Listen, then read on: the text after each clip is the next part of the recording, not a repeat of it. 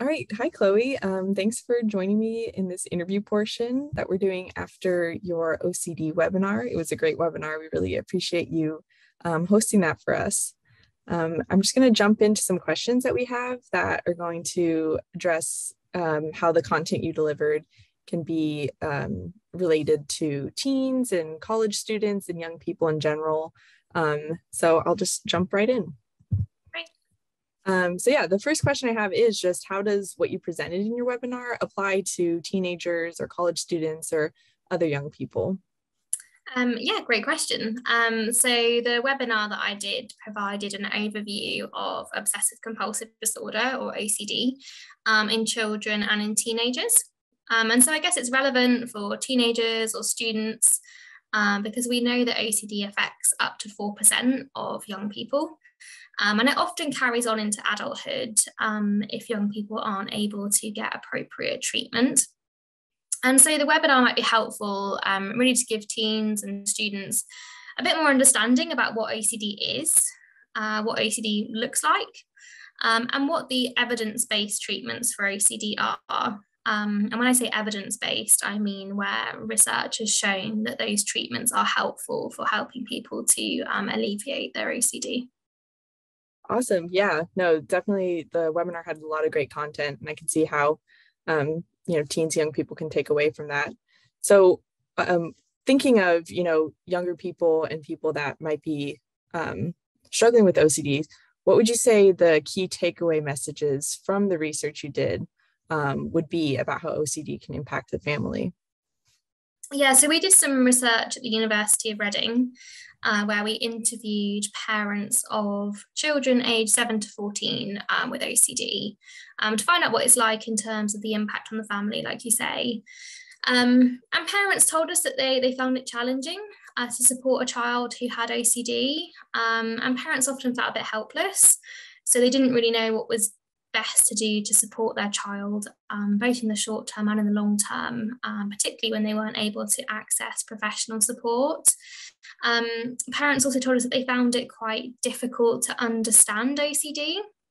OCD felt a bit irrational to parents initially, but actually with time, parents were able to kind of educate themselves and learn more and understand more about OCD, which really helped them to be able to support their child.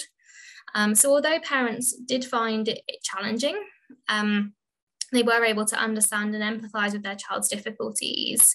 And they also recognised that things tended to get better over time. So when their child was receiving professional support, a lot of the challenges and the impacts on the family got progressively better.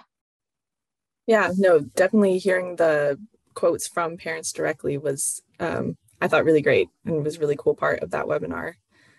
So if we're talking about young people outside of the family context, what do you recommend someone does if they see signs in their friend or their sibling or someone else they know in their kind of peer network that they think might be OCD based on some of the symptoms you talked about in the talk?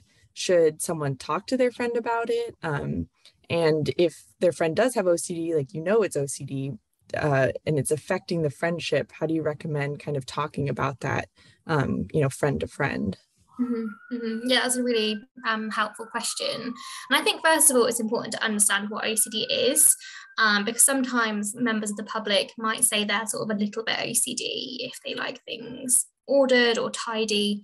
But OCD is a disorder, and it consists of these unwanted, repetitive thoughts, which are distressing and upsetting, and repetitive behaviours. And these cause real interference and distress in a young person's life. So it might make it difficult for them to go to school or really impact their grades, or it might mean that they're really struggling to be around their friends or their family. And so if somebody is concerned that a friend or someone they know is suffering from OCD, so it's having a real impact or interference in their life, if they feel able to, they could perhaps try and start a conversation with their friend about that. Maybe asking open, non-judgmental questions about how they've been feeling recently. Not everyone will want to talk about their difficulties, or they might find it particularly hard. So as a friend, it might be helpful to try and be patient. And perhaps if they don't want to talk about their difficulties there and then, letting them know that that you are there in the future if they do want to talk, that you'd be happy to kind of listen. Yeah, that's really good advice. That makes a lot of sense. And then if someone thinks that they might have OCD, and whether they've talked about it to a friend or family member already, or maybe a doctor, how do you go about explaining? Like you said, some people find it irrational. It's kind of hard to understand. It might not make sense to someone that hasn't experienced it. So how do you go about explaining OCD to people in your life? Definitely. And I think it can feel a bit scary, maybe, to feel like they want to tell kind of friends or family, but it can often perhaps be really supportive to be able to do that. And that's going to be really individual for each person. So there's no kind of right or wrong way about how to explain your difficulties to friends or family. And it's really about what you feel comfortable with sharing and what's going to be most helpful for you. Um, there's some really helpful information on the International OCD Foundation website, which provides tips to of things to consider when you're disclosing or sharing with friends and family that you have OCD. So thinking about kind of how much information you want to share, how specific you want to be. So they've got some top tips on their website. Another thing that might be helpful is to maybe kind of signpost your friends or family to more information about OCD so that they can start to understand it better. And again, there are a number of good websites that might be helpful for this. So the International OCD Foundation website, also OCD UK and OCD Action, which are UK-based websites, but they provide some really helpful information there on how to speak to other people and how to explain OCD. Another thing that young people could do is to perhaps see if there's any kind of books or book chapters that they might relate to. So there's one book by Amita Jazzy called Can I Tell You About My OCD? And it's written from the perspective of a teenager who's got OCD. And that can be a helpful book to allow others to gain kind of understanding and insight into what it's like to have OCD. Yeah, that's awesome. I didn't realize there was a book about that. That's pretty cool. And then if someone is in treatment for OCD, how much can they ask their therapist questions or maybe push back against what their therapist recommends? You talk a lot about treatment in your webinar, and I'm kind of curious about what that looks like for the person in treatment. How much interaction is there that way with the therapist? Yeah, that's also a really great question.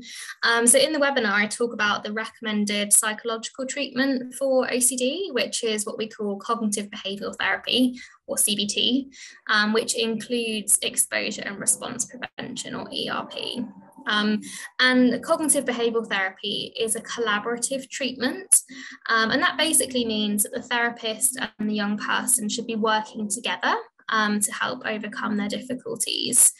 So the young person brings expertise about them and their OCD, and the therapist brings expertise about how to help them to overcome their difficulties. And so there should be plenty of opportunities for a young person to ask questions or to check their understanding kind of throughout the therapy session. So it really should be a space where it's a kind of mutual working together. And part of the treatment, so exposure and response prevention, which I talk a bit more about in the webinar and give some examples of, can be challenging. It involves young people starting to face their fears without engaging in those repetitive behaviours to try and keep themselves safe. So it can be a bit tricky, but again, that should be collaborative. So the young person should be involved in deciding on the steps that they're going to be taking towards overcoming their OCD. And they definitely shouldn't feel kind of forced into doing something that they don't feel able to do. Sometimes a therapist might suggest something that's a bit trickier if they think that the young person might be able to do it. But if it seems too much, again, they can negotiate with their therapist to find something that's a more manageable level for them to work on. Yeah, no, that's great advice. I think sometimes therapy can sound a bit daunting to people. So, understanding what that looks like is really helpful. And then I just kind of want to ask you about your background a little bit for people that might be interested in psychology or are thinking about studying it in school. It's always great to hear from people that are in the field, kind of what you're working on and what got you interested in psychology. So if you could just kind of tell us what your background in psychology is, kind of what school you've done, where you're at in that. Yeah, that'd be great. Yeah. Definitely. Yeah, so I completed an MSci in psychological theory and practice at the University of Reading in the UK. And that was a 4 year course, which meant I could get a degree in psychology. And it also involved a year training where I trained to be what's known as a psychological wellbeing practitioner, or PWP for short. And that means that I'm qualified to deliver brief cognitive behavioural therapy informed treatments to individuals with mild to moderate symptoms of anxiety and depression. So that was quite a unique course, really, to be able to combine the undergraduate psychology and this element of clinical training as well. And then since completing that, I've been studying towards my PhD, again at the University of Reading, where both my research and my clinical work focuses on supporting parents of children aged 5 to 12 years old with OCD. And alongside studying for my PhD, I've had an honorary role at one of our clinics at the university called the Andy Clinic, which stands for Anxiety and Depression in Young People, where I've been working with parents to support them when their children have anxiety disorders. And what kind of made you want to be a psychologist? What got you interested in it? I think that's a really interesting question. I mean, I've always had an interest in helping people. So ever since I've been sort of secondary school in the UK, I've always had various different kind of volunteering roles, but particularly kind of mentoring roles for people who might have been struggling with kind of schoolwork or homework or struggling with anxiety or depression. And I've also had a couple of volunteering roles with children with additional needs as well. And so, yeah, I've always had that kind of innate interest in helping people.